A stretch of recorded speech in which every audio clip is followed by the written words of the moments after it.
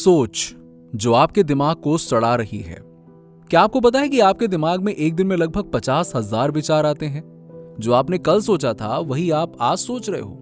ऐसे विचार जिसका आपके जीवन से कोई लेना देना नहीं होता है, उन्हीं को सोच सोच कर अपना जीवन बिल्कुल बदतर बनाते जा रहे हो।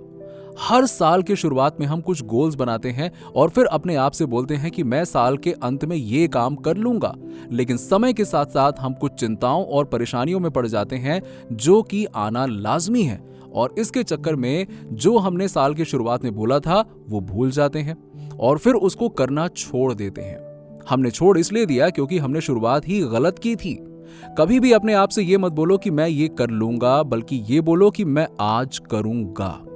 देखिए, गोल बनाना कोई बुरी बात नहीं है, लेकिन सिर्फ गोल पर ध्यान देना गलत है। गोल पर ध्यान देने के बजाय आप अपने रोज के कार्य पर ध्यान दो। ये तो सिर्फ एक उदाहरण है। न जाने हम ऐसे ही दिन में कितनी बार अपने आप से गलत बात बोलकर अपने आप में गलत मानसिकता उत्पन्न करते हैं। अगर आपकी लाइफ एक बोरियत से भरे ढर्रे पर चल रही है और आप कुछ नया करना चाहते हैं, तो ये वीडियो आपके लिए है। इसे सुनकर आप जानेंगे कि कैसे आप भी नई स्किल सीख सकते हैं और लाइफ में कुछ बड़ा कर सकते हैं। Number 1, take first step. लोग कभी अपनी जिंदगी नहीं बदल पाते क्योंकि वो फर्स्ट स्टेप ही नहीं लेते हैं। वो सपने तो देखते हैं, लेकिन उन्हें पूरा करने के लिए पहला कदम नहीं उठा पाते।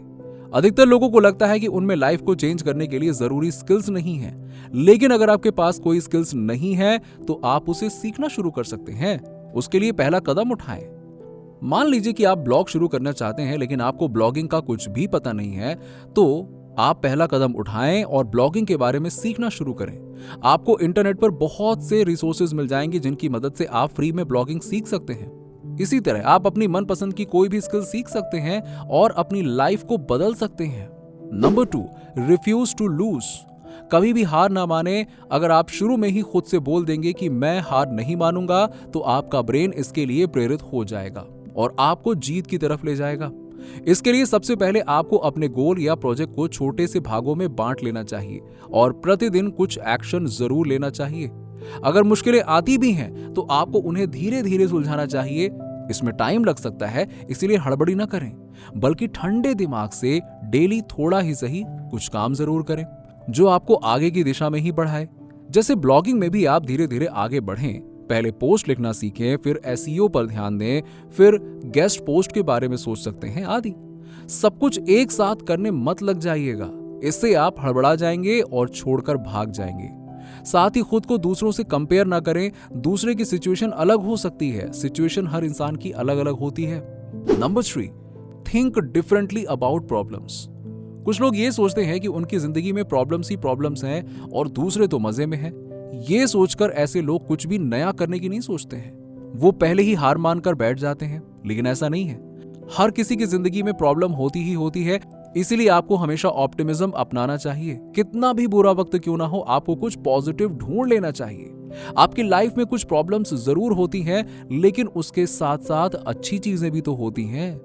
लेकिन हम ऐसी मेंटालिटी बना लेते हैं कि प्रॉब्लम्स को ही देखते रहते हैं। इससे हमारा दिमाग और बॉडी नेगेटिव तरीके से प्रभावित होती है और हम लाइफ में आगे नहीं बढ़ पाते हैं। इसीलिए आज से ही ये बोलना बंद कर दीजिए कि आपकी लाइफ में प्रॉब्लम्स ही प्रॉब्लम्स है। जितना आपके हाथ में है उस प्रॉब्लम को सॉल्व करें। धीरे धीरे ऑप्टिमिस्टिक एटीट्यूड से अपना सब कुछ ठीक कर लेंगे आप। इसीलिए आशावादी बने रहें। Number 4, don't try for secure things. जिंदगी में हम सब सोचते हैं कि सरकारी जॉब लग जाए, बढ़िया हम खुश हो जाएंगे, उसके बाद तो सब मजे ही मजे हैं। हम सब में एक सिक्योरिटी पाने की भावना रहती है, लेकिन सरकारी नौकरी किसी खुशी की गारंटी नहीं है। आप 9 से 5 वाले रूटीन में फंस कर रह जाओगे और लाइफ बोरियत से भर जाएगी। इसीलिए सिक्योरिटी या सर्टेनिटी चाहना बंद करें। लाइफ में कुछ भी स्थिर नहीं है, इसके लिए खुद को अडैप्ट करें। रिस्क वाली चीजें करने से ना घबराएं, क्योंकि ऐसी चीजें ही आपकी जिंदगी बदलेंगी। लेकिन हाँ, कैलकुलेटेड रिस्क लेना चाहिए, ना कि अंधे होकर किसी काम में कूद पड़ें। जैसे कंपनी शुरू करने से पहले कोई छोटा बिजनेस लगाकर देखें। इससे आपको उसके सारे गुण पता लग जाएंगे और आगे चलकर स्टार्टअप या कंपनी संभालने में आपको बहुत आसानी रहेगी। Number 5, weird thoughts are okay. हमारे अंदर लाखों तरह के विचार आते रहते हैं। बहुत बार हम अपने थॉट्स को कंट्रोल करने की कोशिश करते हैं, इससे हमारी क्रिएटिविटी बढ़ नहीं पाती है। हमें सिखाया जाता है कि बुरे विचारों को दिमाग में मत आने दो। इस चक्कर में हम अपने क्रिएटिव विचारों को भी आने से रोक देते हैं। इसीलिए अपने थॉट्स को रोकिए मत, बल्कि उन्हें आने दीजिए और फिर एनालाइज कीजिए। सोचिए कि जो नए थॉट्स आए हैं क्या वो दुनिया को बदलने की ताकत रखते हैं। क्योंकि कई बार हम अपने ही थॉट से डर जाते हैं और उन्हें दिमाग से हटा देते हैं, बल्कि ऐसे थॉट्स में ही क्रिएटिविटी के बीज होते हैं। इसीलिए अपने वियर्ड थॉट्स को समझने की कोशिश करें। हो सकता है कि उनसे आपको एक नया आइडिया ही मिल जाए जो समाज में अभी मौजूद ही नहीं है। Number 6, replace jealousy with change. मनुष्य स्वभाव से इमोशनल प्राणी है। हमारी इच्छा और एक्शन इस बात पर निर्भर करते हैं कि हम कैसा फील कर रहे हैं। पॉजिटिव इमोशंस हमें आगे बढ़ने की ताकत देते हैं, जबकि नेगेटिव इमोशंस हमारी प्रोडक्टिविटी कम कर सकते हैं। कई बार अगर कोई हमारे आइडियाज को क्रिटिसाइज कर देता है तो हम बुरा मान जाते हैं, हमें गुस्सा आने लगता है। लेकिन लेखक कहते हैं कि ऐसा ना करें। हमें यह ध्यान देना चाहिए कि सामने वाले ने हमें क्रिटिसाइज किया तो किया क्यों है।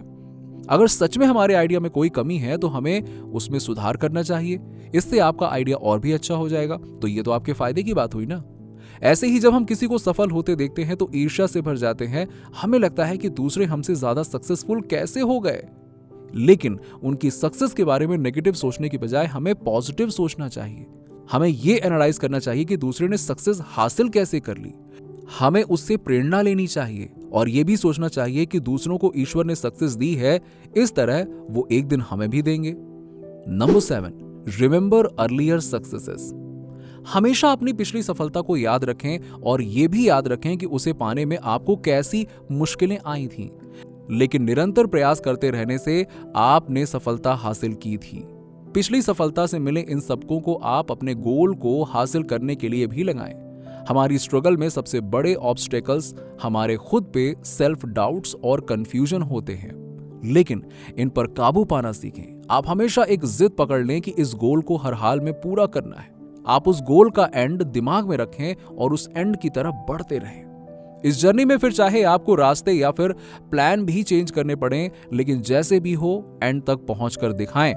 कभी आपकी गति तेज होगी तो कभी मंद होगी, लेकिन निरंतर प्रयास करते रहें। खुद ही खुद को प्रेरणा देते रहें। अगर थोड़ा सा पार्ट भी हासिल कर लिया तो उसी से प्रेरित होकर अगले भाग पर ध्यान केंद्रित करके अपने गोल की तरफ बढ़ें। Number 8, journey is more important than the goal. लेखक कहते हैं कि लाइफ कभी भी प्रेडिक्टेबल नहीं होती है। हमें नहीं पता कि कल क्या होने वाला है। इसी तरह हमें यह भी नहीं पता कि जो गोल्स हमने बनाए हैं उसमें से कितने पूरे होंगे और कितनों में हम फेल हो जाएंगे। लेकिन हमें हर सिचुएशन के लिए पहले से ही तैयार रहना चाहिए और फेलियर को भी एक्सेप्ट करना सीखना चाहिए। जब हम किसी गोल में फेल हो जाते हैं तो हमारा पहला रिएक्शन दुख और निराशा का होता है। हम गुस्सा भी करने लगते हैं। कुछ ही लोग होते हैं जो फेल होने पर भी मुस्कुरा सकते हैं। हम सबको ऐसी ही स्टेट ऑफ माइंड में पहुंचना चाहिए। हमें समझना होगा कि सब कुछ हमारे प्लान के मुताबिक कभी भी नहीं होगा। इसीलिए अगर हम कुछ गोल्स में फेल हो जाते हैं तो हमें दूसरे गोल्स पर फोकस कर लेना चाहिए और निरंतर आगे बढ़ते रहना चाहिए। हमें समझना चाहिए कि फेलियर पर रोने धोने से क्या हालात अच्छे हो जाएंगे? कभी भी नहीं होंगे। टाइम आगे बढ़ता ही रहेगा। वो हमारा रोना देखने के लिए नहीं रुकेगा। बस हमें टाइम के साथ आगे बढ़ते रहना सीखना चाहिए। दिल में दुख और निराशा भर लेने से हम स्ट्रेस और डिप्रेशन में डूब जाते हैं। इससे जिंदगी की खुशियां भी दूर हो जाती हैं। इसलिए हमेशा नए गोल बनाकर उन पर काम करते रहना चाहिए। Number 9, do not blame others. अपनी गलतियों की जिम्मेदारी लेना सीखें। ज्यादातर लोग फेलियर का ब्लेम दूसरों पर डाल देते हैं और ऐसा 2 कारणों से होता है। पहला, हम खुद को परफेक्ट मान बैठते हैं, जबकि ऐसा नहीं है। गलती किसी से भी और किसी भी एज में हो सकती है।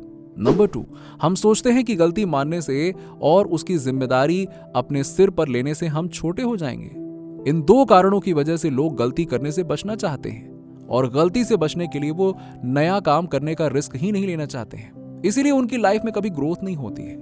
इसीलिए अपनी सोच को बदलें। गलती करने से ना घबराएं और ना ही उसकी जिम्मेदारी लेने से, बल्कि आप गलती से सबक लेकर फिर से कोशिश करें।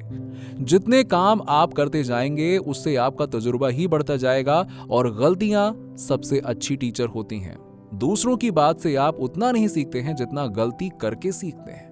Number 10, the 2 steps to freedom. किताब के अंत में लेखक ने 2 तरीके बताए हैं जिनसे आप असली फ्रीडम हासिल कर सकते हैं। फिर चाहे वो पैसे की हो या टाइम की। पहला, सबसे पहले जो काम आप कर रहे हैं उसे छोड़ दें। अगर वो काम आप सिर्फ मजबूरी में कर रहे हैं या जिसे करके आपको कोई खुशी नहीं मिल रही है तो उसे करने का क्या फायदा। अगर आपका गोल बड़ा है तो आप खुद को छोटे कामों में क्यों उलझा रहे हो। इससे आपको अपना बड़ा गोल कभी नहीं मिलेगा, क्योंकि छोटे छोटे काम ही आपकी सारी एनर्जी खत्म कर देंगे। नंबर 2, ऐसे काम करना शुरू करो जो आपको अपने बड़े गोल की तरफ ले जाएं। अगर स्टार्टअप शुरू करना है तो उसके लिए पहला स्टेप तो ले लो। अगर बैंक से लोन लेना है तो उनसे मिलना तो शुरू करें, प्रोसेस तो पता करो। बहुत बार हम सिर्फ बेड पर लेटे लेटे सपने देखते रहते हैं, कुछ एक्शन नहीं लेते हैं। इसीलिए ज्यादा सोचना बंद करो और तुरंत एक्शन लो। दोस्तों, आपके क्या विचार है इस वीडियो के बारे में, नीचे हमें कमेंट सेक्शन में कमेंट करके जरूर बताइएगा। अगर वीडियो अच्छा लगा हो तो लाइक करने के साथ साथ अपने दोस्तों और रिश्तेदारों के साथ में जरूर शेयर करें। और ऐसे ही जानकारी पाने के लिए हमारे चैनल को सब्सक्राइब करके बेल आइकन जरूर दबा दीजिएगा। मिलते हैं आपसे अगले वीडियो में।